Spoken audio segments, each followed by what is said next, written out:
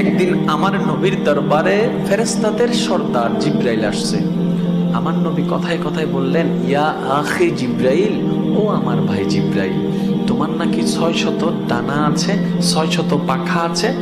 ইয়া রাসূলুল্লাহ, আল্লাহ তোমাকে 600 পাখা দিয়েছেন, তো তুমি কয়টা ব্যবহার করো?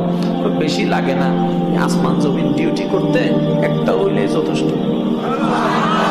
মানে একটা দিয়ে সাফর মারলে হয়ে আছে, বাকি 599 ব্যবহার করা লাগে। আচ্ছা, যার 600টা ডানা আছে তার শরীরটা কত? একটু বুঝার চেষ্টা করেন। যার আর ডানা ইনকিও আছে, ফাঁকির ডানা না। জিব্রাইল যেমন তার ডানাও। আমার নবী বললেন, জিব্রাইল মনোযোগ, নবী কথা বলছেন নূরের ফেরেশতা সর্দার জিব্রাইলের সাথে।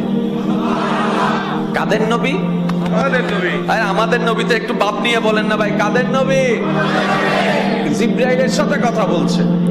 আমার নবী বললেন, ভাই জিব্রাইল, আচ্ছা তোমার দেহটা একটু কত বড়, আমার একটু দেখতে ইচ্ছে করতেছে, একটু দেখাও।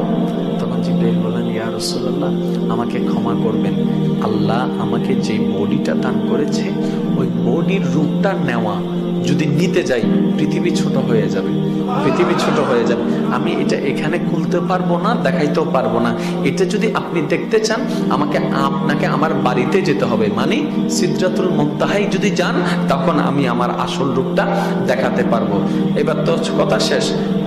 আল্লাহর হুকুম হলো, নবীর মেরাজের টাইম আসলো। ওরা আশেকরা আশেকের মতো করে বলেন না সুবহানাল্লাহ।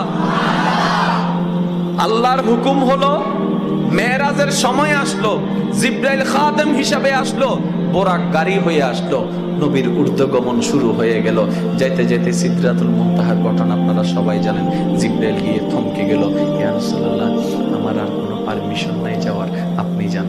আমার নবী বললেন, জিব্রাইল, আমি একটা কথা বলছিলাম যে তুমি বলছিলে যে তোমার বাড়িতে আসলে দেখাবা, একটু দেখাও তো তোমার শরীরটা। বলার সাথে সাথে আসল রূপে চলে আসলো, আসল রূপে চলে আসলো, আসল রূপে চলে। আর একটু জোরে বলেন না রে ভাই। আসল রূপে চলে আসলো। জিব্রাইলকে যখন নবীজি মাটিতে বলেছেন, জিব্রাইল বলেছেন, আমি এখানে দেখাতে পারবো না ইয়া রাসূলুল্লাহ, আমার বাড়িতে যেতে হবে, আমার দেশে যেতে হবে। এবার জিব্রাইল বলে, ইয়া রাসূলুল্লাহ, আমি যেরকম ডুপ্লিকেট সুরত নিয়ে গেছি, আপনিও তো আপনার আসল রূপটা একটু দেখান না, আপনার আসল রূপটা। জিব্রাইল বলতেছে এখন আমাদের নবীকে, ইয়া রাসূলুল্লাহ, আপনি এবার আপনার আসল রূপটা দেখান। এবার আমার নবী কি বলছেন শুনুন।